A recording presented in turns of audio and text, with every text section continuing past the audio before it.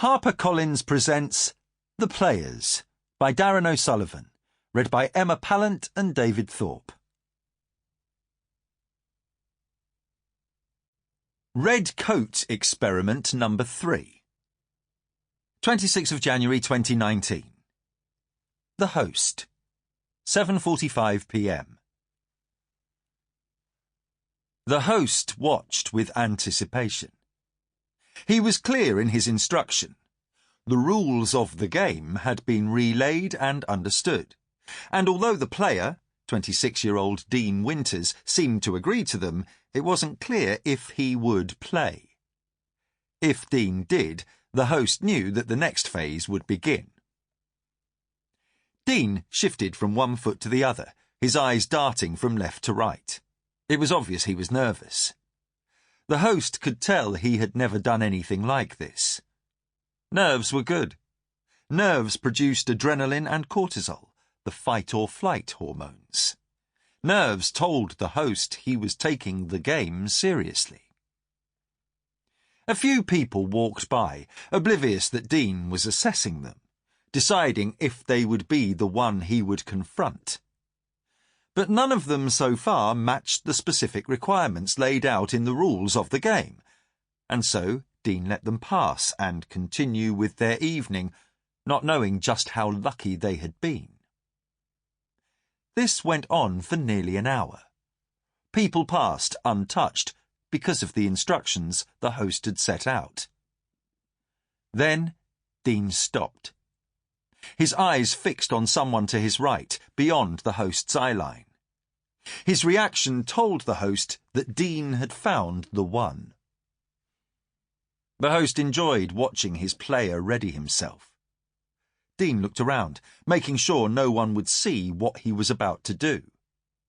He took his hands out of his pockets, tightened his fists as the person came into view. The host felt his skin begin to tingle with anticipation. The target was just 100 feet away. In a matter of minutes, the host would know if his game worked. When the host first told Dean about the game he wanted to play, Dean reacted with confusion. After the rules had been explained and questions answered, quiet excitement began to build. The idea was simple. Dean had to wait until he saw someone with a red coat. Then he was to attack them. If he was able to render them unconscious, he would receive £500 cash in hand. If he lost his nerve, he would receive nothing. It didn't matter if the person wearing the coat was male or female, young or old. The only thing that mattered was whether Dean would do it. When asked why a person in a red coat, the host responded, "Why not?" The game was simple. He just had to play. The host knew it wasn't without risk, as most people would ring the police on hearing such a proposition.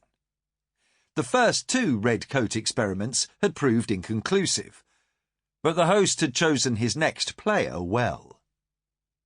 Dean was in debt. A payday loan he'd taken out 3 months ago of just £100 had now spiralled to £500. Dean needed that money. He needed it badly. Financial reward was a strong motivator. The host just hoped it would be strong enough. As the red coat drew closer to Dean, the host could now see the figure was a woman, perhaps in her mid-20s, so a similar age to the player. Dean began to shift again, unable to stand still. The woman in the red coat became aware of the man on the footpath in front of her. She hesitated for just a beat before she lowered her head and continued advancing cautiously. The host suspected she felt something was wrong, but she didn't react, because if she crossed the street, if she turned around and walked the other way, she would appear rude. And, as with most people, the shame of appearing rude was more of a motivator than self-preservation.